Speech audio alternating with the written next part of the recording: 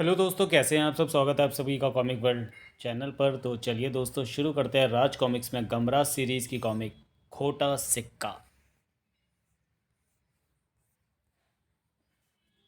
5 पैसे का सिक्का, 10 पैसे का, 20 पैसे का, 25 पैसे का, 50 पैसे का, 1 रुपये का सिक्का, 2 रुपये का, 5 रुपये का, 10 रुपये का सिक्का। ये सभी सिक्के भारत सरकार द्वारा मान्यता प्राप्त है और देश में कभी भी कहीं भी चलाए जा सकते हैं। बाजार में चल जाने वाले इन सिक्कों को खरे सिक्के कहते हैं। और जो ना तो मंदिर में चलाया जा सके, ना भिखारी के पास, ना कहीं और, तो ऐसे सिक्कों को कहते हैं खोटा सिक्का। जो आपके लिए लेकर आए हैं संजय गुप्ता। अंधे लाचार की मदद करो। शुक्र है खोटा सिक्का तो चल गया, कम से कम दान का पुण्य तो मिला। ऐसे ही कुछ ज़्यादा समझदार लोग खोटा सिक्का चलाने की कोशिश तो करते हैं, मगर उन्हें नहीं पता होता कि वो ऐसा करके किसी का क्रोध भड़का रहे हैं। जकारा शेरावाली का। क्यों बे, नवाब की औलाद अंधे भिखारी को खोटा सिक्का चला रहा है। हाँ, वही तो मैं भी कह रहा हूँ। अबे, तुझे कैसे पता चला? मैं तो सिक्के की आवाज़ से ही पहचान जाता हूँ कि सिक्का खोटा है। और मैं आदमी की सूरत देख कर ही भाप जाता हूँ कि ये आदमी खोटा सिक्का चला रहा है। और मुझे ये बात पता चलती, मेरा गुस्सा तवे पर पड़ी पानी की बूंद की तरह मेरी रगों में उछलने लगता है। और फिर खोटा सिक्का चलाने वाला मेरे हाथों से नहीं बच सकता, ठाक। क्योंकि खोटा सिक्का सिर्फ एक ही जगह पर चल सकता है, खुद मेरे पास, वो भी बिना दाम के। क्योंकि मैं खुद हूँ खोटा सिक्का, यानी खोसी, यानी खोसने वाला। और मैं सिर्फ इन खोटे सिक्कों की तलाश में निकलता हूँ जिनकी मुझे हर वक्त तलाश रहती है। शॉर्ट एंड खोटे सिक्कों की तो हो तो काम चल जाए, मगर मामला रेजगारी की किल्लत का हो तो काम कैसे चलेगा। बस का टिकट तो 75 पैसे का है, 25 पैसे तो वापस करो। जब रेजगारी ही नहीं है बाप, तो मैं क्या करने का क्या। Ticket ticket. रेजगारी की किल्लत ने पूरे महानगर को अपनी चपेट में ले रखा था। रेजगारी की किल्लत के कारण मुझे बच्चों को सिक्के की जगह पर जेब खर्ची में नोट देने पड़ रहा है। भगवान करे ये किल्लत हमेशा बनी रहे। ही ही। किसी का नुकसान था तो किसी का फ़ायदा। मीटर रीडिंग तो 39 रुपये 34 94 पैसे। बचे हुए 6 पैसे वापस करो। मैं तुम्हें हमेशा हज़ारों रुपए की चोरी नहीं करने दूंगा। हज़ारों की कैसे हो गई? लगा लो हिसाब। अगर रोज़ 2,000 आदमियों के 6 पैसे तुमने बचा लिए तो हो गए 12,000 पैसे, यानी 120 रुपये। और 120 रुपये के हिसाब से माह में हुए 3600 रुपये। और 3600 रुपये प्रति माह के हिसाब से एक साल में हुए 43,200 रुपये। हो गए ना हज़ार। 6 पैसे, 6 पैसे से निकाल 6 पैसे। हे राम। समाचार पत्र आए दिन रेजगारी की किल्लत पर समाचार प्रकाशित कर रहे थे। सरकारी टाइम्स। सरकार का दावा कि रेजगारी की किल्लत नहीं है, रेजगारी की जमाखोरी और कालाबाजारी की आशंका। मगर रेजगारी का पता ही नहीं चल रहा था कि जा कहाँ रही है। रेजगारी की किल्लत से लोगों पर गम का बोझ पड़ा हो तो गमराज उनके गम में कैसे शरीक न होता। शंकालू, हमें रेजगारी के जमाखोरों और कालाबाजारियों के खिलाफ कुछ करना होगा। तुम जो भी करोगे मैं तुम्हारे साथ हूँ गुरु। भला कोई कैसे रोक सकता था इस जमाखोरी को। खोसी के एजेंट भाड़ू की कार आ गई। चलो लाइन लगा लो। क्यों रे लंगड़, इस बार कितनी रेजगारी इकट्ठी हुई? हुजूर 500 रुपये की। तो फिर थाम थाम ले ये 525 रुपये। क्यों रे टंडे, इस हफ्ते तो तूने तगड़ा हाथ मारा। आजकल लोग टुंडों पर काफ़ी मेहरबान रहते हैं भाड़ू साहब। ही। सड़क पर भाड़ू की कलेक्शन जारी थी और मंदिर में पांडू की। पुजारी जी, मैं एक हफ्ते से नहीं आया, रेजगारी भी एक हफ्ते की ही लूँगा। हाँ हाँ पांडू, बस क्यों नहीं। ये लो 50,000 के सिक्के हैं। वाह, तो लो कड़कदार 55,000। मंदिर में पांडु की कलेक्शन जारी थी और बैंक में ताड़ू की। खजांची साहब, आपका फ़ोन खड़कते ही मैं भी यहाँ खड़क गया। आज ही 40,000 रुपये के सिक्के बैंक में आए हैं, तो फिर लो 44,000 नकद नारायण नोट। अंदर आकर सिक्कों से भरा बैग उठा लो। कलेक्शन के बाद इन एजेंटों को खोसी की टकसाल में पहुंचना होता है। जयकारा शेरावाली का।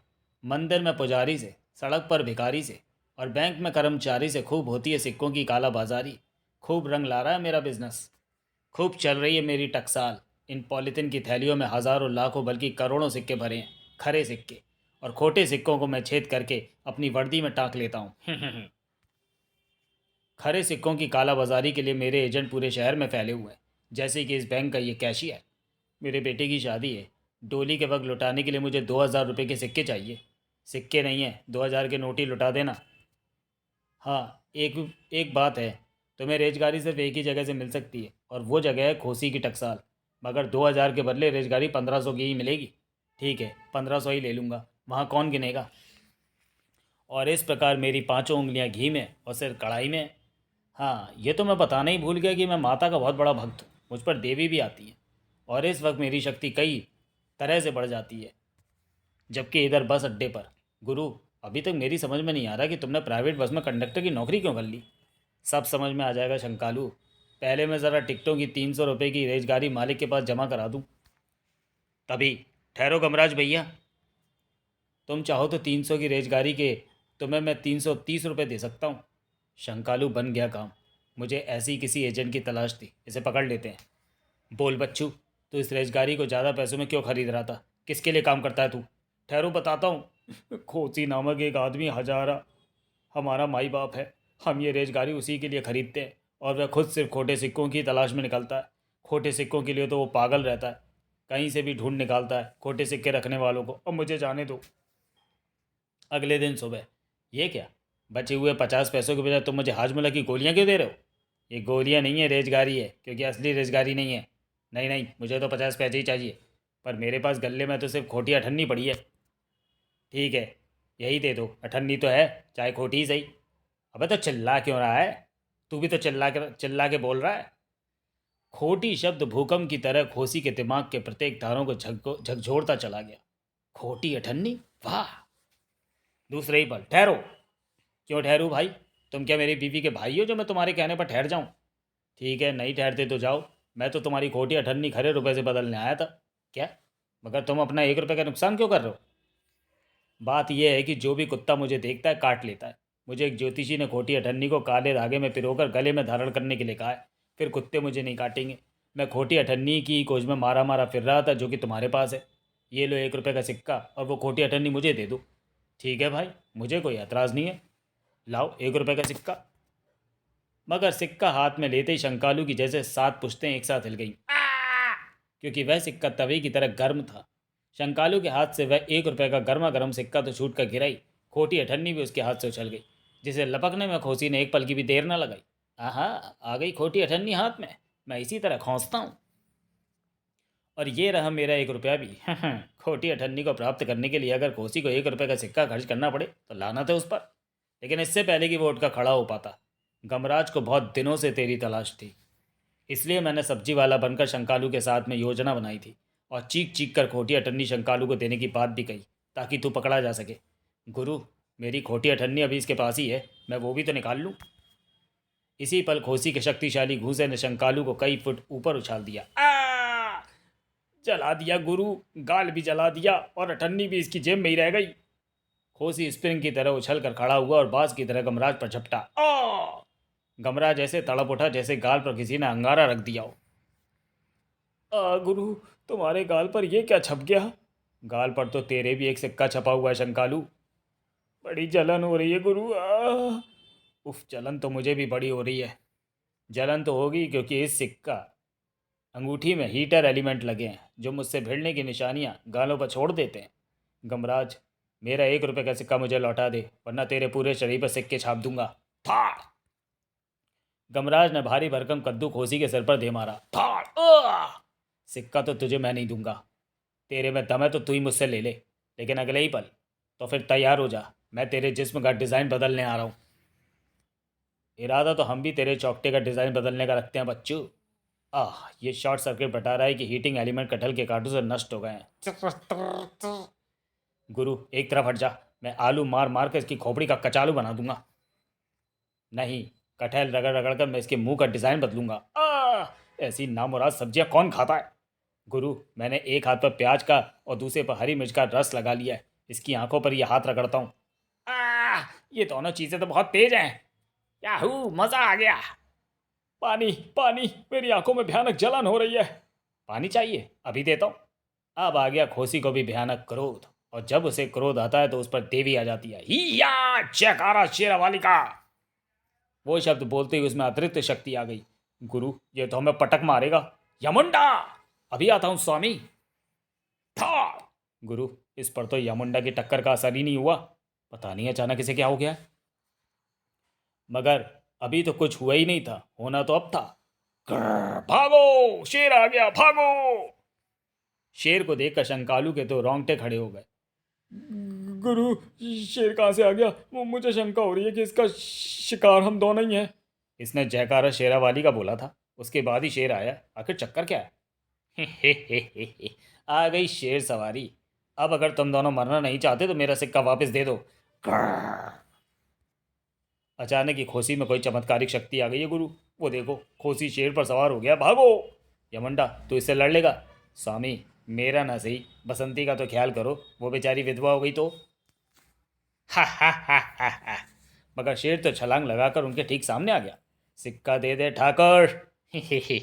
स्वामी, सिक्का दे दो, इसको टक्कर जड़ी थी तो मेरे माथे में अभी तक दर्द हो रहा है। गुरु, सिक्का दे दो। शंकालू नहीं, गमराज की जेब में हाथ डालकर 1 रुपये का सिक्का निकालकर खोसी की ओर उछाल दिया। वाह, सिक्का मिल गया। मेरी पूजा का समय ना हो गया होता तो तुम्हें चव्वा डालता। अब मैं चलता हूँ। शेर सवारी, वापस टकसाल चलो। गुरु, जान बच गई, पर कायर था कि स्टैंप हमारे गालों पर सिक्के के रूप में चिपक गई है शंकालू। जब तक मैं इस स्टैंप को नहीं मिटाता तब तक चैन की सांस नहीं लूंगा। जबकि इधर टकसाल में, हे माँ शेरा वाली, मैंने सौगंध खाई थी कि जब तक मेरा खोया हुआ पुत्र चंपू मुझे नहीं मिल जाता मैं अपनी दर्द भरी दास्तान तुझे कथा की तरह सुनाता ही रहूंगा। तो मैं अपनी ये कथा एक बार फिर सुनाता हूँ। ये कोई 20 साल पहले की बात है, जब लोग मुझे भक्ति लाल के नाम से जानते थे। मैं मैया के जागरण के लिए बहुत प्रसिद्ध था। किसी को भी जागरण करवाना होता था तो वो मुझे ही बुलाता था। चलो, बुलावा आया है, माता ने बुलाया है। मेरा दिन जागरण होता था और रात भी जागरण होती थी। माता की कृपा से मैं जब सोता था तो भी मेरे मुंह से भेंटें ही निकल रही होती थी। आते बोलो जय माता की, जाते बोलो जय माता की, उठते बोलो जय माता की, सोते बोलो जय माता की। एक बार मैं जागरण कर रहा था तो एक लड़की जो माँ के दरबार में मत्था टेकने जा रही थी, दरी और माइक के तार से उलझ कर मेरे ऊपर गिर पड़ी। ओ! और उसके हाथ में तभी फूल माला मेरे गले में आ पड़ी। तुम ही मेरे मंदिर, तुम ही मेरे देवता। तो मैं लग्न मंडप सजवाता हूँ। माता की यही मर्जी थी। शर्मिला नाम की उस लड़की को मैंने अपनी पत्नी स्वीकार कर लिया। जागरण में ही मेरा उससे विवाह हो गया। मेहर करो माऊ मेरा वाली। पूरे 9 माह बाद एक जागरण की रात मेरे घर पुत्र का जन्म हुआ। मैंने उसका नाम रखा जागरण लाल उर्फ चंपू। मैया जी, असी नौकर तेरे। शर्मिला रोज़ नियम से जाकर जागरण में मत्था टेकने से पहले एक सिक्का माँ को भेंट अवश्य चढ़ाती थी। उस रात शर्मिला को जागरण में पहुंचने में देर हो गई। उस वक्त जागरण में तारा रानी की कथा कही जा रही थी। तो भक्तों, बोलो जय माता की। उस जागरण में भी शर्मिला सिक्का भेंट चढ़ाने का अपना नियम पूरा करने के लिए जैसे ही आगे बढ़ी कि दरी और माइक के तार से उलझकर नीचे गिर पड़ी। मेरी शर्मो! उसका चेहरा आरती की थाली में रखी धूप और जलते हुए कपूर पर जाकर गिरा। उसके कमजोर बालों ने आग पकड़ ली। शर्मिला! मुझे उठाओ, स्वामी बचाओ! मैंने जागरण बीच में ही रोक दिया और किसी को एक बाल्टी पानी लाने के लिए भेजा। भैया जल्दी आइयो! मगर मेरा दुर्भाग्य कि उस वक्त टोंटी में पानी नहीं आ रहा था। ये बात पता चलते ही मैंने फिर दूसरे आदमी को कंबल लाने के लिए भेजा। भैया जल्दी आइयो! मगर मेरे सितारे गर्दिश में थे। सर्दी के कारण कंबल किसी ने नहीं छोड़ा। ये बात पता चलते ही मैं अपनी शर्मिला की तरफ घूमा तो ये देखकर हैरान रह गया कि ढेर सारी धूप बत्ती जल रही थी। मगर जल्दी मुझे पता लग गया कि वो धूप बत्ती नहीं, मेरी पत्नी थी जो जलकर धूप बत्ती बन गई थी। शर्मा! तब शर्मिला ने बताई अपनी भूल। स्वामी, मुझे क्षमा कर देना। आज मुझे खरा सिक्का नहीं मिला तो मैंने भेंट में गोटा सिक्का चढ़ाया। शायद मुझे उसी का दंड मिला है। जय माता की, जय माता की। ओह, ये तूने क्या किया शर्मिला? तेरे पास नहीं था तो मेरे से ले लेती। स्वामी, मेरे बच्चे का ख्याल रखना, दूसरी शादी मत कर लेना। मेरी तो पहली भी मजबूरी में हुई थी, मजबूरी ना हुई तो दूसरी नहीं करूँगा। शर्मिला, तू कुछ बोलती क्यों नहीं? तू मुझे छोड़कर क्यों चली गई शर्मिला? अच्छा शर्मिला, मैं चलता हूँ। जागरण को भी ढूंढना है। पंडाल गिरने वाला है, कहीं मेरे ऊपर ना आ गिरे। तभी सारा पंडाल धड़ाम से गिर पड़ा। तंबू का बम्बू मेरी खोपड़ी पर आकर गिरा। तलाक! फिर मुझे 20 साल बाद हॉस्पिटल में होश आया। शर्मिला, जागरण! मगर जागरण का कहीं पता ना चला। पता चली तो वह बात, जब आप हॉस्पिटल लाए गए थे तो आपकी जेब में से सिक्कों की ये थैली निकली थी। सिक्के? ओह, ये उस जागरण के चढ़ावे के सिक्के होंगे जिन्हें आयोजनकर्ताओं ने मेरे लिए छोड़ दिया होगा। उन्हीं सिक्कों में ही था वो मनुष्य खोटा सिक्का भी, जिसके कारण देवी शर्मिला से रुष्ट हो गई थी। दुष्ट! तू ही है वो जिसके कारण मेरी शर्मिला और मेरा पुत्र मुझसे हमेशा के लिए शर्मा गए। उसके बाद मुझे खोटे सिक्के से नफरत हो गई। मैंने प्रण किया, खोटे सिक्के मैं छेद कर दूंगा। बाजार में अब कहीं भी खोटा सिक्का नज़र नहीं आएगा। वो नज़र आएगा तो सिर्फ मेरे पास। मैंने उस सिक्के में छेद कर अपनी अंगूठी बनवा ली। मैं माता से भी रुष्ट हो गया था। माँ, मैंने ज़िंदगी भर तेरा गुणगान किया और तूने मुझे दी 20 साल की बेहोशी। मेरी पत्नी और मेरा बेटा भी मुझसे छीन लिया। बताओ, ये कोई बात है? तब आकाशवाणी हुई, पुत्र भक्तिलाल, होनी को कौन रोक सकता है, मगर अब जब तुझे होश मिल गए हैं तो तेरा पुत्र भी मिल जाएगा। लेकिन अब मैं क्या करूँगा? मेरी सारी गाने की प्रैक्टिस खत्म हो गई है। गले का भट्टा बैठ गया है। मैं खाऊंगा क्या, कमाऊंगा क्या? मैं तो भूखा मर जाऊंगा कि नहीं। हुण दसो। निराश ना हो पुत्र। मैं भूख, मैं प्यास में और संकट में भी तेरे साथ हूँ। और तू जब भी मेरे नाम का जयकारा लगाएगा, मेरी शेर सवारी तेरे पास आ जाएगी और तेरी हर तरह से मदद करेगी। फिर ठीक है। उसके बाद मैं भक्तिलाल से बन गया खोसी। अब मेरे जीवन के दो ही उद्देश्य हैं, खोटे सिक्के और अपने खोए हुए पुत्र की तलाश, जिसके पाँव की तली में एक सिक्का छपा हुआ है। ऐसा इसलिए हुआ था कि शर्मिला ने गर्भ के दिनों में ग्रहण वाले दिन एक सिक्के को जोर से पाँव के नीचे भींच दिया था और मैंने एक इलेक्ट्रीशियन से उस खोटे सिक्के पर हीटिंग एलिमेंट भी लगवा लिया जो बैटरी से ऑपरेटेड था। जब सिक्कों के ही पीछे पड़ा था तो फिर धंधा भी मुझे यही जम गया। खरे सिक्के मुझे मिल सकते हैं मंदिरों में, भिखारियों के पास, किसी कॉइन कलेक्टर के पास, रेजगारी का धंधा करने वालों के पास। मैंने मंदिर के पुजारियों, भिखारियों में रेजगारी का काम करने वालों को अपने मनी एजेंट बना लिया। वो सब मेरे लिए सिक्के इकट्ठे करने का काम करने लगे। तो मेरी कथा समाप्त हुई माँ। अब बताओ मुझे मेरा पुत्र कब मिलेगा? मगर दिव्य भविष्यवाणी बार बार नहीं होती। इधर सोचते सोचते गमराज सहसा ही प्रसन्नता से चीख पड़ा, शंकालू, समस्या हल हो गई। खोसी को ढूंढ निकालने का आइडिया सूझ गया। जल्दी बताओ गुरु। मगर अब समय बताने का नहीं, कुछ करने का था। अगले दिन जल्दी एक सिक्का संग्रहकर्ता को बेचने टूटे फूटे, क्षतिग्रस्त, अधूरे, छपे, तुड़े मुड़े खोटे सिक्के। एक एक सिक्का हज़ारों का है, जिन्हें कौड़ियों के मोल बेचा जाएगा, क्योंकि संग्रहकर्ता पर अचानक गरीबी आ गई है। जल्दी मिलने, ज़्यादा टाइम नहीं है। जल्दी मिलूँगा और उसी रात। पता तो यही था, और बाहर लिखा बोर्ड भी बता रहा है कि मैं बिल्कुल ठीक जगह पर आ गया हूँ। खोसी अंदर घुस गया। ओह, वो रहा पिटारा। उसी पिटारे में होने चाहिए सारे खोटे सिक्के। खोटे सिक्कों की चोरी का भी डर नहीं रहता, इसलिए शायद यहाँ कोई भी नहीं है। मगर पिटारा खोलते ही, ओह धोखा! गुरु, फंस गया मुर्गा हमारे बिछाए जाल में, और अब मैं तुझे बचकर नहीं जाने दूंगा। रेजगारी के अभाव में लोगों का जितना नुकसान हो रहा है उस सबका जिम्मेदार तू ही है। ठाक! शंकालू, पकड़ इसकी लाते। इसे झूला झुलाते हैं और फेंकते हैं खिड़की के पीछे रखे कांच के ढेर पर। फिर इससे पहले कि कोसी उठकर खड़ा हो जाता, गमराज और शंकालू उसके निकट आ पहुंचे। इसने सिक्कों वाली वो ड्रेस पहनी हुई है, इसके कारण कांच तो इसे चुभे ही नहीं गुरु। कोई बात नहीं, पर अब इसे हम बच निकलने का कोई अवसर नहीं देंगे। घसीटते हुए सीधे पुलिस स्टेशन ले जाएंगे। स्थिति की गंभीरता को समझते हुए कोसी ने अपनी पोशाक से तोड़े दो घिसे हुए नोकदार सिक्के और उन्हें उछाल फेंका गमराज व शंकालू के हाथों पर। आ! दूसरे ही पल कई हाथ गमराज व शंकालू पर झपट पड़े और शाबाश मेरे मनी एजेंटों, पकड़ लो इन्हें। अल्लाह के नाम पर डाल देता हूँ बोरी इनके ऊपर। थप थप।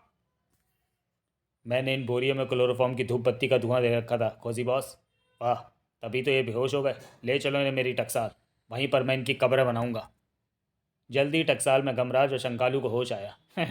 आ गया तुम दोनों को होश? गुरु, मुझे शंका है कि इसने हमें जूता सुनाया है, पर करें क्या, हम तो बंधे हुए हैं शंकालू। अब मैं तुम पर लगाऊंगा मौत की स्टैंप, क्योंकि तुमने मुझे धोखा दिया है। इस स्विच को ऑन करते ही यह स्टैंप धीरे धीरे तुम्हारी तरफ बढ़ेगी और फिर तुम्हारी पीठ पर छपकर तुम्हें दे देगी मौत। जैसे ही खोसी ने स्विच ऑन किया, स्टैंप नीचे आने लगी। घर। गुरु, कुछ करो वरना आज तो हम गए। इस हालात में तो सिर्फ यमुंडा ही हमें बचा सकता है। यमुंडा! यमुंडा दीवार तोड़ता हुआ आ गया। मैं आ गया स्वामी, अब घबराने की जरूरत नहीं है। यमुंडा, सबसे पहले रेजगारी बदमाशों को खर्च कर दे। आ ई ई आ। ये देखते ही जयकारा शेरावाली का। गुरु, इस पर तो फिर देवी आ गई, जिसके बाद इसकी शक्ति बढ़ जाती है, और अब वह शेर भी आता होगा। मौत की स्टैम्प भी हमारी तरफ बढ़ी आ रही है। यमुंडा, जल्दी कर, मुझे खोल दे। अभी लो स्वामी। फिर गमराज ने जल्दी से शंकालू को भी खोला। ठीक उसी पल खोसी ने सिक्कों से भरी थैलियों को गमराज, शंकालू और यामुंडा की तरफ ढकेला। या! हजारों लाखों सिक्कों के नीचे तीनों दब गए। गुरु, अब क्या करें? तभी अब ये शेर तुम्हें जिंदा नहीं छोड़ेगा। शेर ने दबोच ली शंकालू की टांग, मगर तभी अरे ये क्या, पाँव की तली पर सिक्के का निशान। यानी यानी इसी के साथ उसका सारा शरीर ढीला पड़ता चला गया और उसी पर शेर भी गायब हो गया। मगर इससे पहले कि खोसी कुछ कर या कह पाता, गमराज सिक्कों के ढेर से निकलकर उस पर झपट पड़ा और गमराज ने उसे वहां ढकेल दिया जहां पहले गमराज को बांध दिया गया था। घर्र। अगले ही पल मौत की स्टैम्प ने उसे भींच दिया। खोसी का खेल खत्म हो गया। शंकालू चल उठ। ओ शंकालू, मेरे बेटे चंपू, इधर आ मेरे लाल, मेरे चांद। शंकालू और यमुंडा भी सिक्कों के ढेर से बाहर निकल आए, मगर खोसी की बड़बड़ाहट सुनकर शंकालू चौंक पड़ा। तू मेरा पुत्र है शंकालू। तू मुझे मिला भी तो उस वक्त जब मेरा राम नाम सत्य होने में ज़्यादा देर नहीं बची है। गुरु, खोसी को क्या हुआ? ये पहले पागल था या अब हो गया जो मुझे पुत्र कह रहा है? ये तुम क्या कह रहे हो खोसी? मैं झूठ बोल सकता हूँ, मगर शंकालू के पाँव की तली में बना सिक्के का निशान झूठ नहीं बोल सकता गमराज। ये निशान मेरे बिछड़े हुए पुत्र चंपू के पाँव की तली में था और शंकालू वही है। ये निशान ग्रहण का है पुत्र, और मुझे पुत्र मिल गया। इसलिए माँ शेरावाली का शेर अदृश्य हुआ। एक बार तो मुझे पिताजी कह दे बेटा। पिताजी, मेरे खोए हुए पिताजी, आपने पहली मुलाकात में मुझे पाँव उठाकर दिखाने को क्यों नहीं कहा? वरना ये नौबत ना आती। आप और मैं दोनों मेहनत करके कमाई करके घर लाते। मैं अकेले अपने 12 बच्चों और 12 के बराबर अपनी पत्नी का बोझ कब से उठा रहा था। फिर तो अच्छा हुआ मैं मर रहा हूँ पिताजी। अच्छा बेटा, अब मैं चैन से मरूंगा। घबरा मत शंकालू, तेरे पिताजी मरेंगे नहीं, क्योंकि मौत की इस टाइम बिजली चले जाने के कारण गर्मी नहीं हुई थी। चल जल्दी से न अस्पताल ले चलते हैं। बिछड़े हुए मिल गए और भला आदमी को क्या चाहिए। समाप्त। तो चलिए दोस्तों, वीडियो को यहीं समाप्त करते हैं और मिलते हैं गमराज की किसी अगली कॉमिक्स में अगले वीडियो में। तब तक के लिए धन्यवाद।